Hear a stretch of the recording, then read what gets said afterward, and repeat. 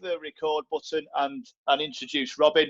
So Mr. Robin Hills of Ei4Change. I've dropped his website, ei4change.com, in the comments box. I've also dropped a link to a Just Giving site there. Myself and Nina are just doing bits and bobs for the NHS Foundation. So if you haven't already donated and you see some value for what we're doing, then we're working with one of the companies that will double any contributions, which is cool. So Robin is a family man and a consultant in the world of emotional intelligence, and is going to be talking to us today about resilience, both generally and in the workplace. He's the author of several books, including this little bad boy. Let me just see where I see. The Authority Guide to Behaviour in Business. He's written 3 books that I know of, and they're all just little pocket guides to behaviour, emotional resilience, and practical mindfulness. And there's loads of other stuff on his website as well. We met at Business for Breakfast Berry at the Bullholt Hotel around 10 years ago, when emotional intelligence was a different language to small business owners. And Robin used to stand up in the most pressed shirt and tie of anybody in the room every fortnight on a Tuesday morning, and let everybody know that they should be getting involved in understanding themselves and the people around them a little bit better, and now has a global audience for the information that he shares, also with the NHS, Bentley Motors, and some other blue chip companies. But at the time, he was working from home, running most of his meetings on Skype, producing audio recordings that he could sell across the world, and needed a car from me that was efficient on fuel, was really loud to play the music that he likes, because everything else was operating from home and via web call, which is where most of us find ourselves now. For one reason or another. So Robin, I'm going to let you pick up here if that's okay. Well, first of all, just give us a brief overview of your music collection, because it is fascinating. Well, it's something that I've been collecting over the last 50 years, I'm afraid to say.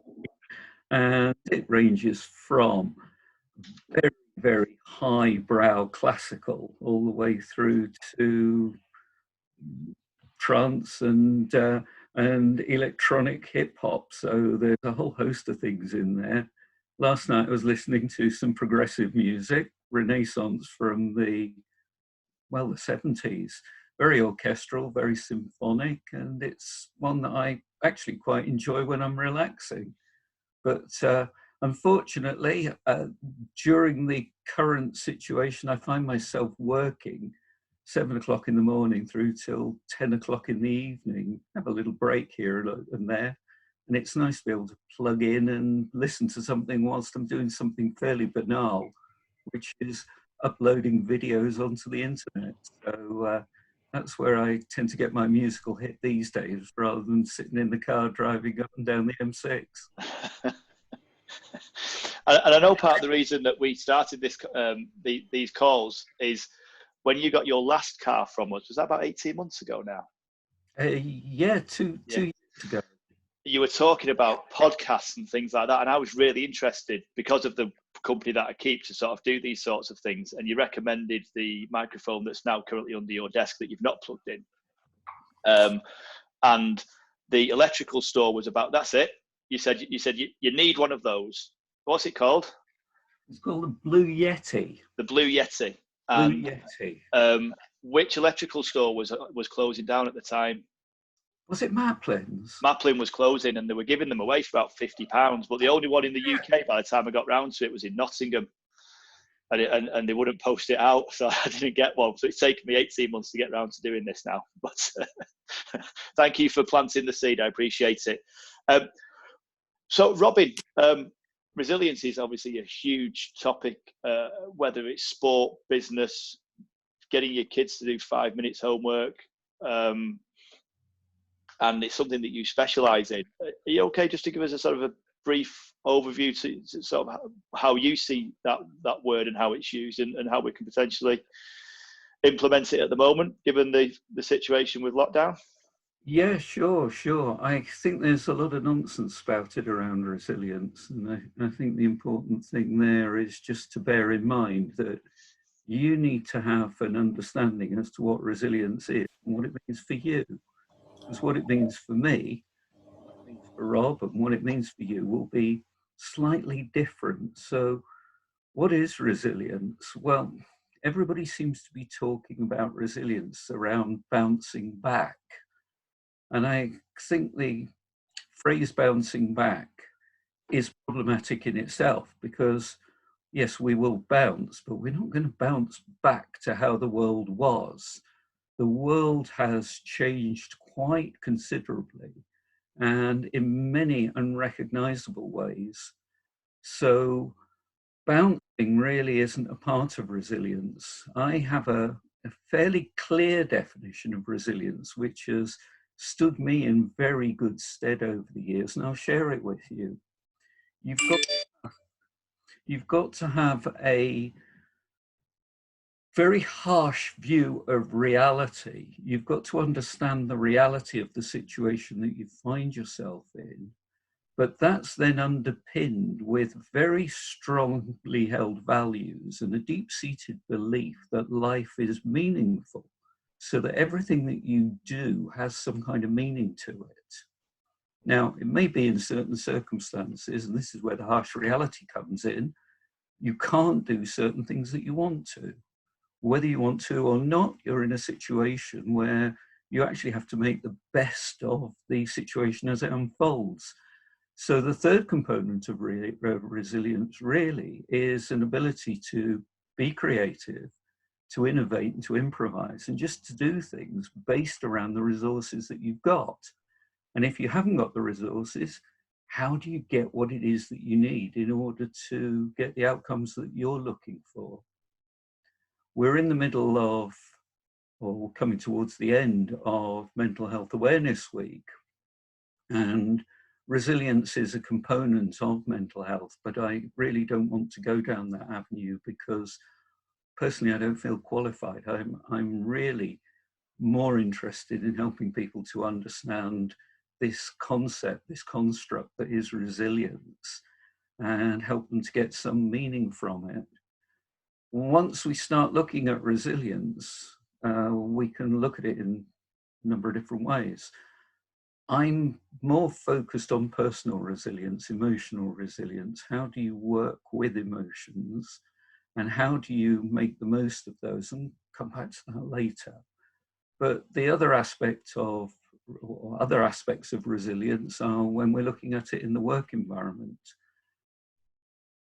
We look at it at the team level. What's team resilience? Well, that's completely different from personal resilience. And then we chunk it up to an even higher level. And this is what people are really scrabbling around trying to find some answers to. What's organizational resilience? How can organizations be resilient in the current climate? Well, if they weren't beforehand, they aren't going to be resilient moving forward. And there's the harsh reality. So we've seen quite a few organizations going to the wall. And we've seen quite a few organizations actually reconfiguring their business offering. And at the small business level, this is a wonderful opportunity for you to decide what it is that you do and how you can do it differently, but at the same time, do it in a more customer-focused way. Now, I do appreciate there are going to be some businesses, your business, Rob, in terms of car leasing, it's not going to be possible to do that in the current circumstances. That's the harsh reality. But what you're doing is looking at your strongly held values to do something different through this sort of medium, just to build up an understanding around how you can deliver value into what it is that you're doing. So in a nutshell, that is resilience. That's a fascinating nutshell. But the note I picked up there really was to be creative, innovative, and to improvise. I think that's right. yeah. Now, speaking off the cuff, does resilience come near anxiety? Or are they two different things? Anxiety is an emotion, and anxiety is an emotion that we need to understand and recognize. This is where emotional intelligence comes in. There are 37,000 different emotions, so we're not going to cover all of them this afternoon. But how do we work with each of these emotions? And there are certain emotions which are more intense than others.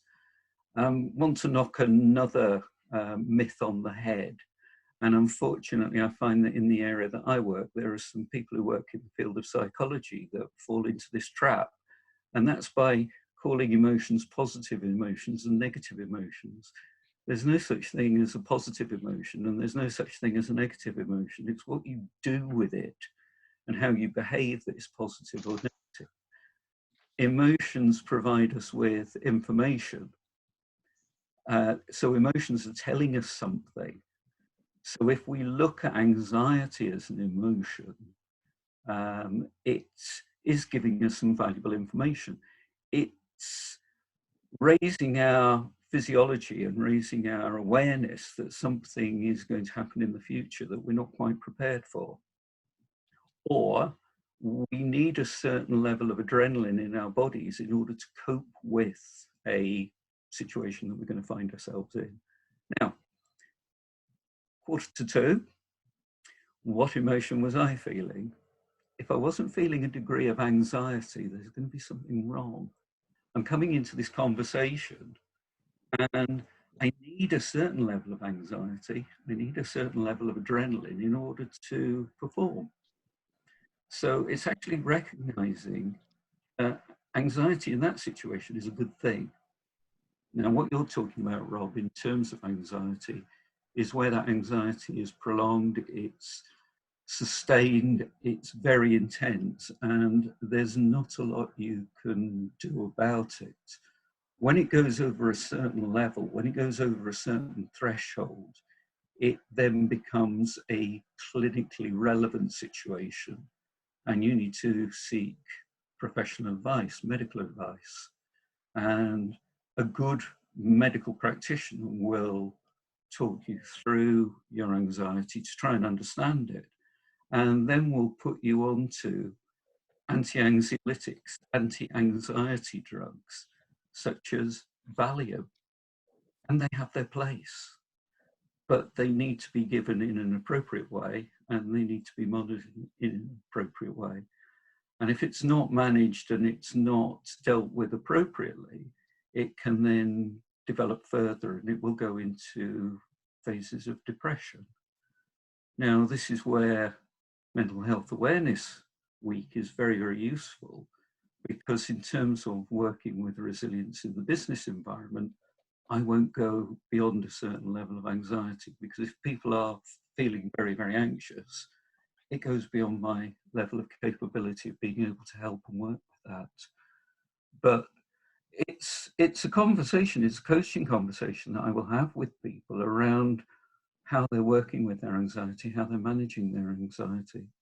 And I've got to appreciate, we've got to appreciate that there are going to be lots and lots and lots of people that are very anxious at the moment. And they've got anxieties over finances, they've got anxiety over their family, relationships with their children. Are they schooling their children in an appropriate way? Have they got the money to do what they want to? Are they going to get the money back from their holiday that's not going to go ahead? What about the illnesses that they're having to work with? Is anybody going to pick the virus up? What about their elderly parents? What about elderly relatives? There's a whole host of things which is going to fuel anxiety at the moment. We've just got to be empathetic, aware, and cognizant of it all. And in terms of helping people, it's not a case of, this is what I think you need. It's, what is it that you need from me? How can I help?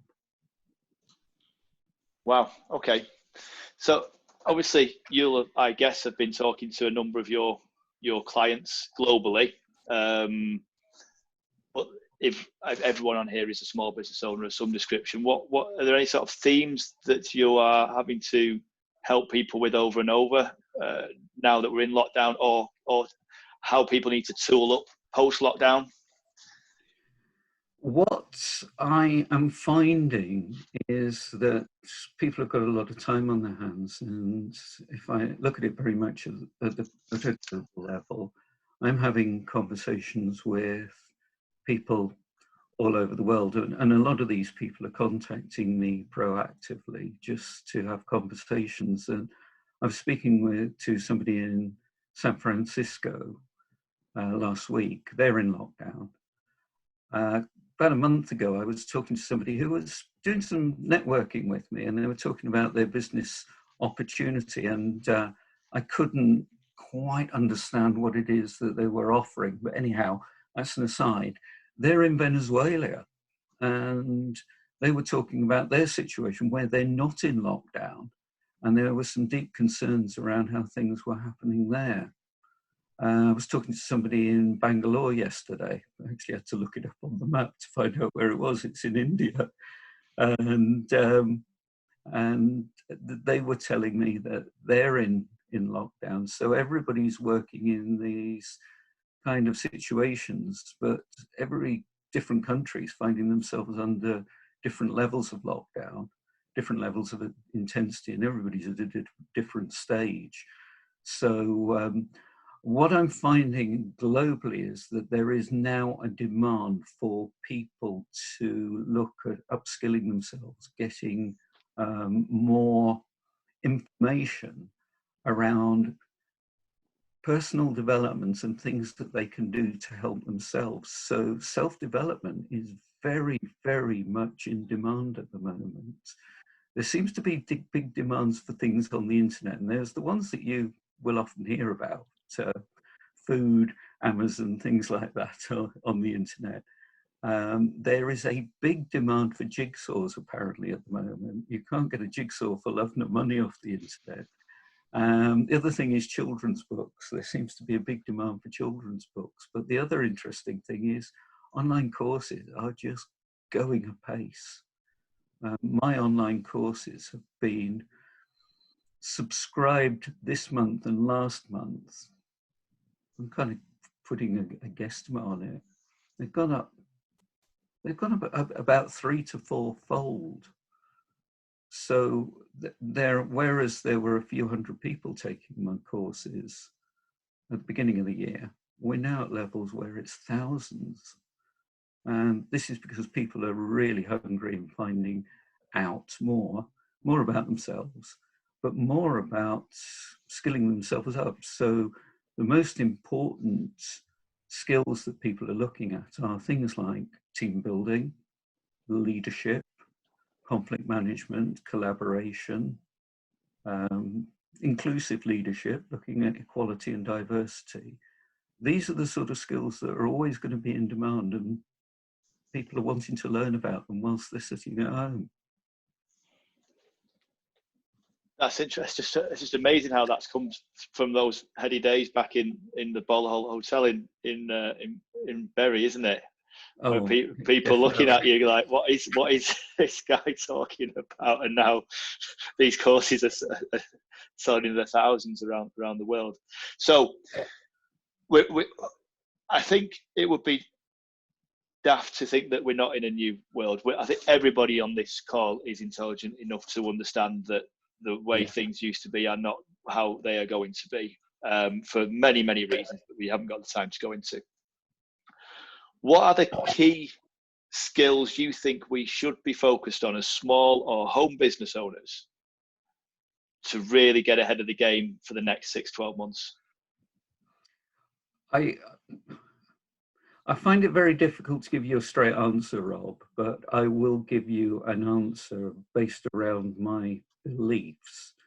You have to look at your own industry, you have to look at your own offering to the marketplace, and you have to look at your own clients, and you have to project forward around what it is that they're going to be asking you for. So you're almost kind of second guessing what people will be wanting. But more importantly, it's not only what they're wanting, but how can you deliver that? Because the demand is going to change, and I don't know any more than you do around how people's consumer values are going to change, how much people are going to have available to spend, what they're going to spend their money on, what their priorities are. The only thing we can really do is look at what we can do very much in the present moment. So here we are, I can't even remember the date, what is it, the 22nd of May, 23rd of May? That is the only thing we can really focus on.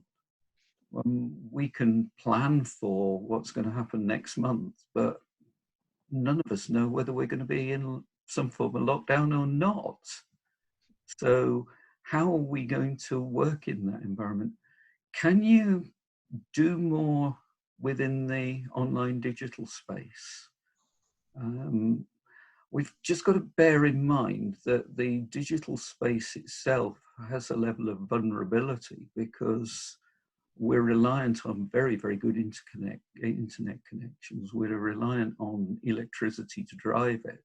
And at any moment, any of those could fall over. So I think we've just got to look at, for the moment, that's one of the key areas where we can conduct some form of business. Is that something that your business can do?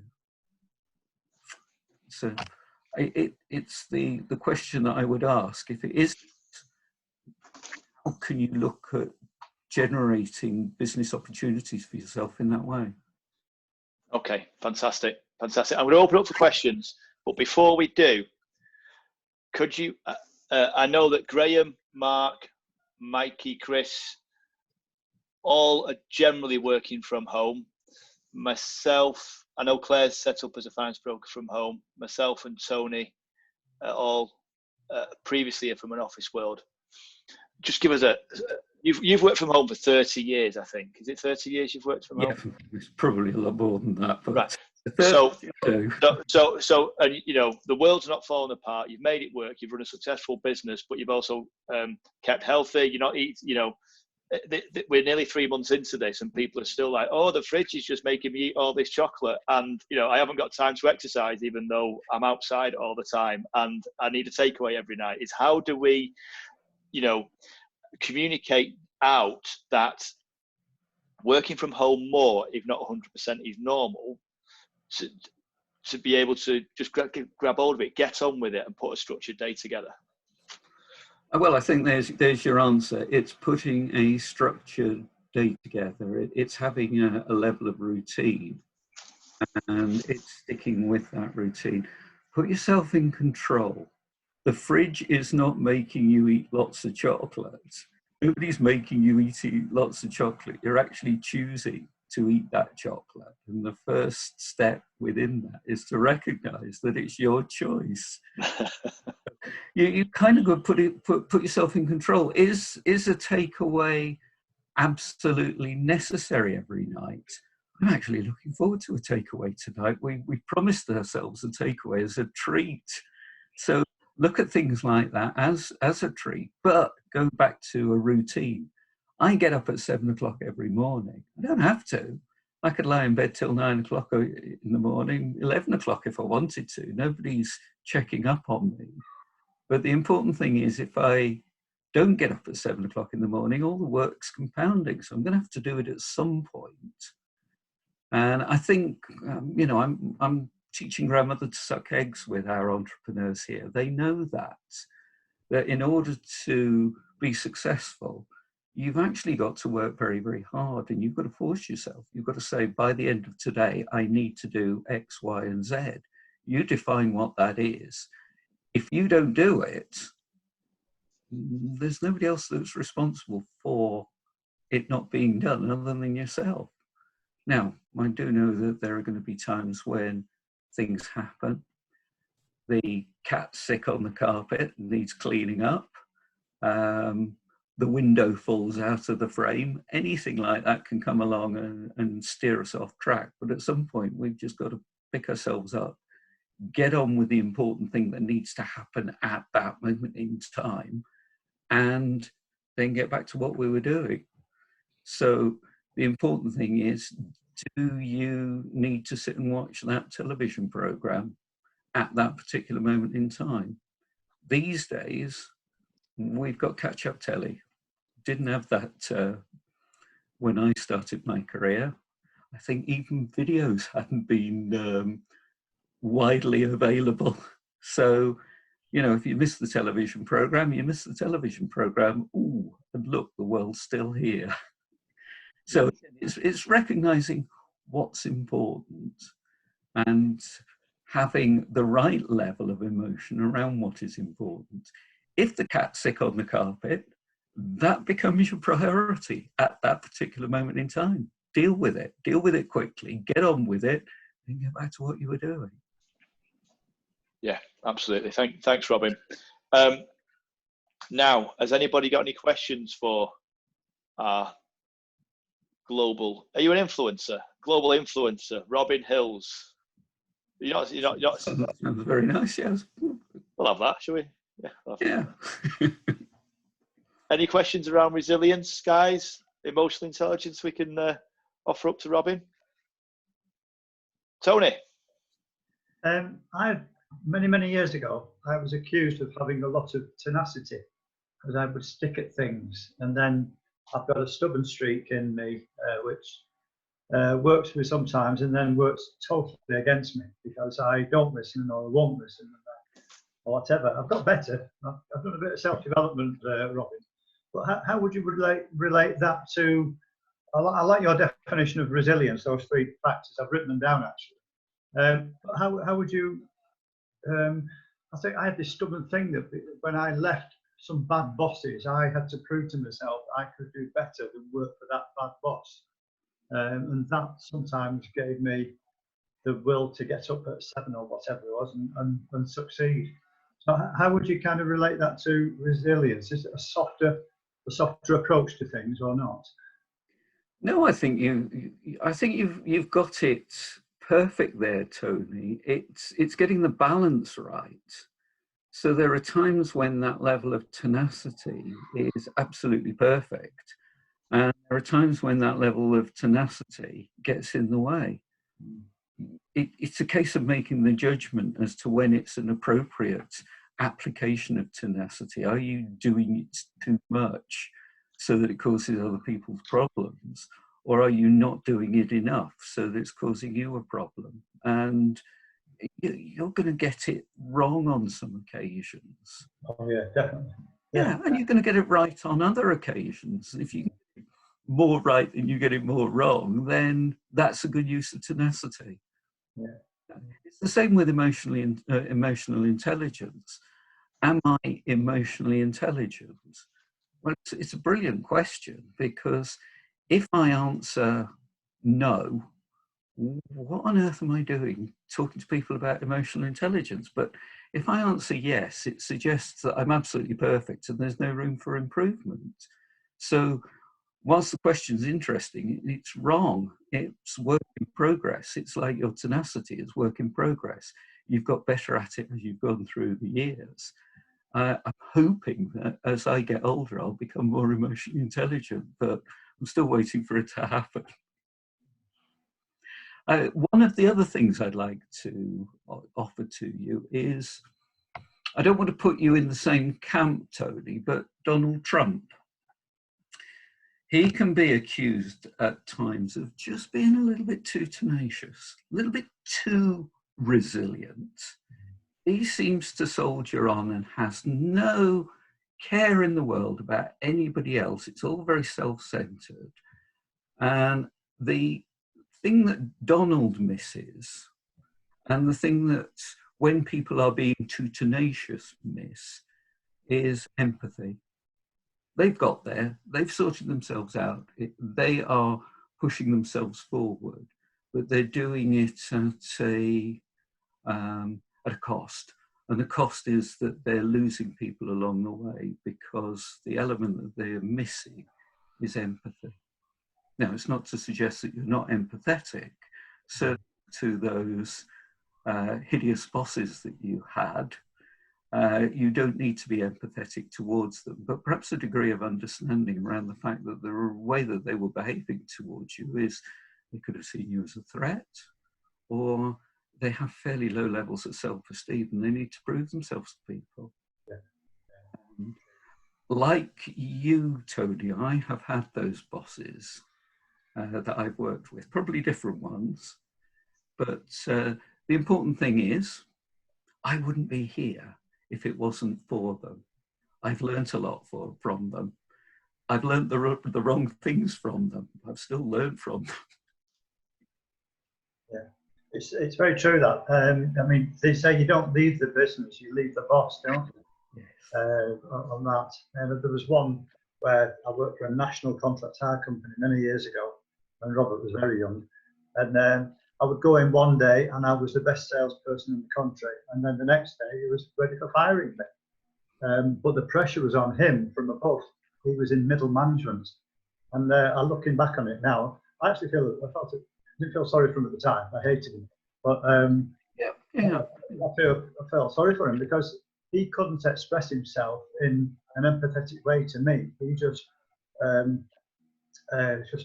lashed it out his moves to me, and I wasn't prepared to take it basically.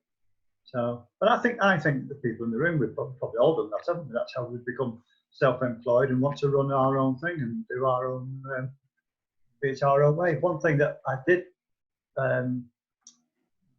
miscalculate was that you know, having your own business, you've got lots of freedom. Well, in actual fact, you haven't really. You know, you are at the whim of other people, but it's up to you to decide whether you do get up at 7 or 9 o'clock, and then how much work you've got to get through, and what you're prepared to do to make it succeed.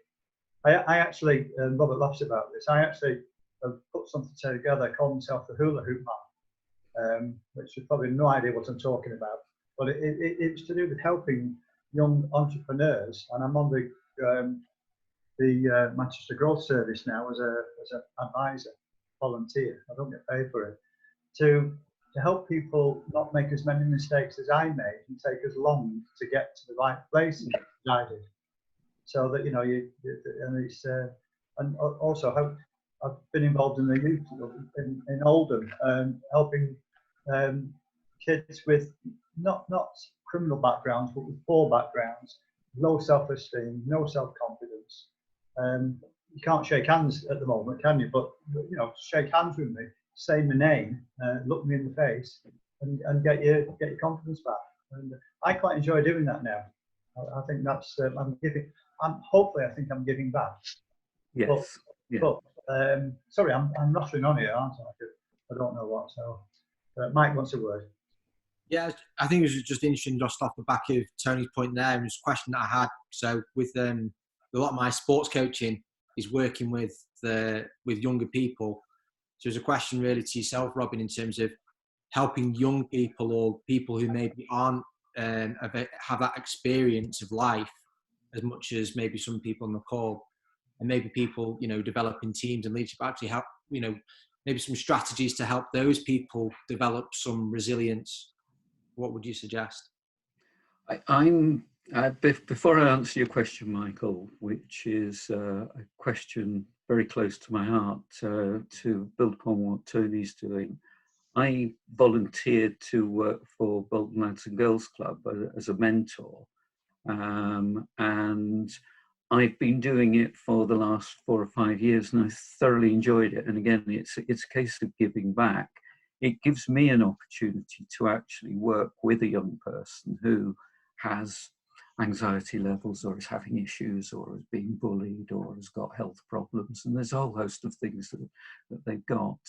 And it then feeds into the answer to your question, Michael. Everybody, every single individual has value and has worth, and it's a case of giving that back to them and helping them to understand what that is and making them feel good about themselves. So no matter what life throws at them, and God forbid life has thrown stuff at them far more than has ever been thrown at me, how do you give that person the feeling of worth? Well, you do it by empathizing with them. Empathy is not sympathy. Let's separate the two of them out, because often people will think that empathy is sympathy. No, sympathy is where I have a feeling of superiority. So I'm feeling sympathetic towards you because you have a situation which I do not have. Therefore, I can provide you with sympathy, and sympathy is making me feel good. You don't get any value from it. You might get the results of my sympathy, but it does nothing for you. Whereas empathy is completely different. You and I are equal in this relationship. I've got as much to learn from you as you have from me. How can I help you? How can I work with you? How can I understand what it is that you are working with, and do it in a non-judgmental way? And this is where the coaching comes in. This is where the mentoring that Tony was talking about comes in. You're actually pulling out of them the potential, helping them to realize what that potential is, giving them their self-worth, giving them the value, and building upon that. If they want to do that, and most people will, if they trust you, if people will do that, I'm there for them. You're there for them, Michael. You're there for them, Tony, and we can work with them. If they're not, we have an attitude that we have to work with, and it's a different scenario. And again, Michael, you will be in a situation where you've got some young lads who've got an attitude, and it's breaking and working through that. I can't talk about it. I'm sure you can share some of your experience in that area far better than I can. Yeah, there's definitely one or two that sometimes can be testing, but I think it's that relationship, isn't it, and building that relationship. And I really like what you said about building the person up, and being invested in the person. Sometimes, obviously, like in team sport, it can be quite difficult to be focused on an individual when you're trying to look at a whole picture. But you reap the rewards by investing on that one-to-one basis long term, I believe, right away across a group of people. Thanks for that. Well, I think it builds in another factor that I was talking about earlier, because it's a case of focusing in on the individual. But when you look at them as being part of a team, the team has a completely different focus. The team itself is an organism in itself. It's an entity in itself which needs TLC in a different way from all of the individuals. The team wouldn't exist unless it was the sum of all the individuals. We haven't got a time for all of the individuals when you're working with the team. But at the same time, all of the individuals need to be there as part of the team. It's an interesting dynamic. Yeah, definitely. That's fascinating. Obviously, Mikey's coaching a youth lacrosse team. Was it World Cup this year, or Euros? No, we were supposed to be going off to what was going to be the Under-19 World Championships, which was going to be in July. We'd worked as a group for 2 years towards July, and obviously we found out early April that that's been pushed back 12 months. So a lot of the challenges actually that represent, it's now going to be an under-20s tournament, but also things like, so for some of those young guys, some of them would have been first year university, now going to be second year university, what that means for those guys, versus maybe people who were, maybe they're now going into an A-level year and they've got different things to balance. And, so from their point of view, we always, as a coaching team, we've always said, they are students first, they're athletes second in that respect, and we support them in that vein. But also, a lot of those challenges that now they didn't think they were going to have, they now are going to have, and how we help them cope with that, working alongside, people like their parents and the people in their education as well. But there's also that extra commitment you're asking of them, isn't there, Mike? Because they've given you 2 years of eating right, training right, not going out on a Friday, expensive weekends and training trips and stuff. And now there's another, they were getting to the end of it for peak performance. And now you're asking them 18-year-olds for another year of putting everything else, a lot of other things on hold. So that's fascinating how challenge for you guys. I've described it as it was almost like running in 800 meters and you're coming down the final home straight, and then someone says to you, "Oh, you need to go around the track one more time." And it's how you keep that level of motivation and everything going forward. So one of the first things we did was actually just gave the guys a 2-month break, because we realised that there's not really that much that we can do between now and say August. Yes, they can be working on some things in their own time, but actually, in order for us to get the most out from the August onwards, we need to give them a bit of a break, because they have been full on for 2 years. At least you know they're not going very far, don't you? Yeah. It's like, you don't need to do weight training. You go for a walk with your mum, guys. Well done. Yeah. Not wandering off into Manchester. We've also got to bear in mind this window of opportunity that is very, very small for these guys, because there's a big difference between a 17-year-old and a 19-year-old, and over a 2-year period they will make that transition. There's not much of a difference between a 37-year-old and a 39-year-old, or a 47-year-old or a 49-year-old. So we've just got to recognise how vitally transforming those years are for these guys. And to a certain extent, what we find ourselves in is taking stuff away from them. Yeah, no, it's a big thing we actually talk about when we do things like selection, is about where people are in terms of their emotional maturity. It's kind of how we phrase it. And actually we bang on in terms of where, if someone's say 17, well, we're looking 18 months ahead, where are they going to be when they're 18 going on 19? Are they going to, how are they going to change? And it, especially, physical maturity and things like that comes into play. Yeah. People not physically, but also mentally grow at different, maturity, and emotionally will grow at different rates as well.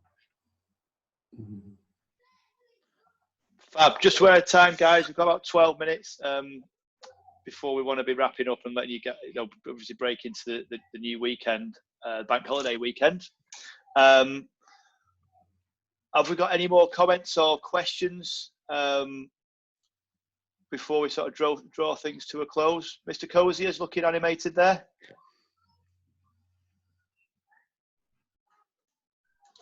Yeah, hi Phil. I've heard of like emotional intelligence tests, and we're in a business that's massively involved with personal development, team building, talent spotting, and trying to identify people to work with and develop. What would you say regarding like emotional intelligence tests? Are they available? How would you do them, implement them, and could you see how that could be beneficial in identifying with people that may well slip through the net? Yes, there are there are a number of extremely good quality tests of emotional intelligence. They're psychometrics, so they obviously come with a cost element to them. The one that I use was developed by an Israeli psychologist, and it looks at the inner world of self-regulation. So how do people work with their emotions? If they're feeling angry, do they share that anger out amongst everybody and they have a mood over it? Or do they use it in a honed, precisional-like way to deal with the issue and then move on? It deals with things like self-regard. How good are they at feeling about themselves? How happy are they in their own skin? It looks at interpersonal relationships, so it looks at this measurement of empathy and the capability of getting on with other people. Then it looks at how they apply their emotions in terms of decision making. Do they make good quality decisions, or do they make risky decisions? And then how do they work with their stress management? How do they deal with the pressures of life? Do they let them cause them problems, both inside and outside of work, or are they able to optimistically and flexibly work with stress in an appropriate way? To answer your question and to be very honest with you, these are very, very powerful instruments, and they are very effective instruments. They're very reliable, very robust, very valuable. I would recommend them more for senior executive development. So as you're growing your business, if you're going in partnership with somebody, then it's well worth looking at it at that level. If you're bringing in an undergraduate to do a job for you, no, there are simpler, cheaper, easier psychometric options to use, which are just as good. So do you want an in-depth analysis of somebody so that you can look at understanding not only their personality traits, their behaviors, how they work with them, their attitudes, and all those sort of things? Yes, have a look at the emotional intelligence test. If you're just wanting a snapshot of behavior and how they work with other people, then there are other tests, instruments, psychometric questionnaires that you can use. Oh, interesting. Yeah, thanks for that. Well, if you want any further information on that, just let me know. It's robin@ei4change.com. Robin, R-O-B-I-N, at EI. That's the letter E, the letter I, the number 4, ei4change.com. If you have a look on the website, there's some free resources around emotional intelligence. If you go onto the homepage, ei4change.com, there's a banner in the middle. And if you click on the banner, you can download a free book on emotional intelligence, developing emotional intelligence. And there's also a free online course working with mindfulness. So it's looking at this concept of being mindful of what's around you, and being very mindful of what's in the present moment, in order that you can make good quality decisions and deal with stress in an appropriate way. I'm really glad I asked my question. Thank you very much. I'll yeah, be in touch. Thank you. Brilliant. Thank you. Robin, is that the question you wanted? Is that the course you wanted to talk about? Yes, it's the Working with Mindfulness course, and it's on, you can get it through the ei4change.com website, or you can go on to courses.ei4change.info, and you'll see the free mindfulness course there. It's about an hour and a half long, but it gives you some insights into how you can use mindfulness, another hot topic, how you can use that in the business environment. A lot of people think mindfulness is sitting in the corner cross-legged with a caftan on and joss sticks going, yeah, there are elements of mindfulness which go down that route. That's not appropriate in the business scenario. So how can you look at mindfulness and use it as a topic to help you to become more mindful? Fantastic. Sorry, Rob. So, how, if you were to describe what mindfulness is in a dozen words, what would you say that it actually is?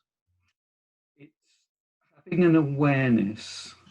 It's situational awareness, having an awareness of what is going on around you, having an awareness of what it is that you are capable of doing within the current situation, and having an awareness of yourself, having an awareness of your thoughts, having an awareness of your emotions, and how having that awareness of how you're using them and applying them in an appropriate way. So being present as opposed to being preoccupied as well, I guess. It's very, very much exactly that, Graham. It's being aware of what you are. It's having that focus on the reality of the fact that here we are at 14:55 on the 22nd of May 2020. We're in an environment, in a situation that is beyond our control.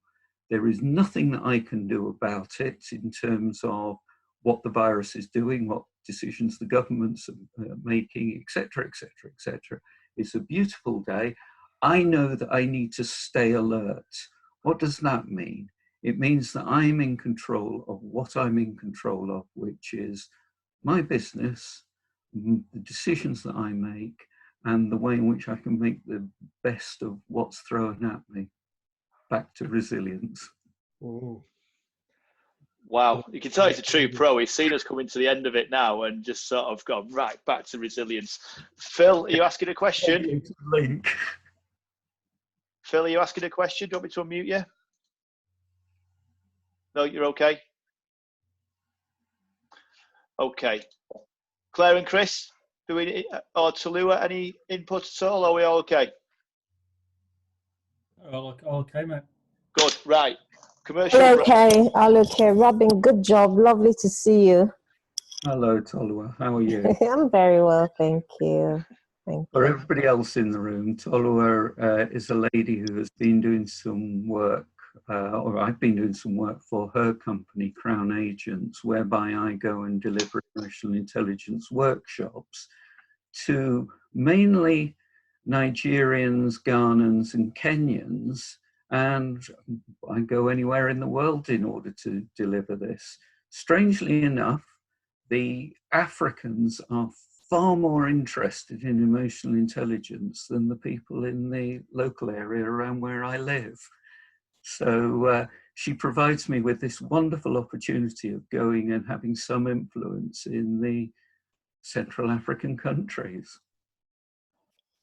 Thank you, Robin. I should say that you're a living example of what emotional intelligence is all about. Because I remember we had a course in about December, and everything that could go wrong went wrong. But I saw you living what you teach, and that's had a huge impact on me. So it's like I'm following you everywhere you're going. Thank you. Thank you, Tolua. Thank you. Isn't that fantastic? That's nice to meet you, Tolua. Okay, so on every one of these calls, I give away a packet of Blue Jay coffee. I have no financial link and no financial links to them at all, apart from it's my mate's. My mate has produced this coffee. I love it, and lockdown has prevented him selling it in cafes and restaurants. So I've got a boot full of the stuff. So I'm the Rochdale office, and this week's prize winner is Claire Corrier, because you live up the road and I can drop it off.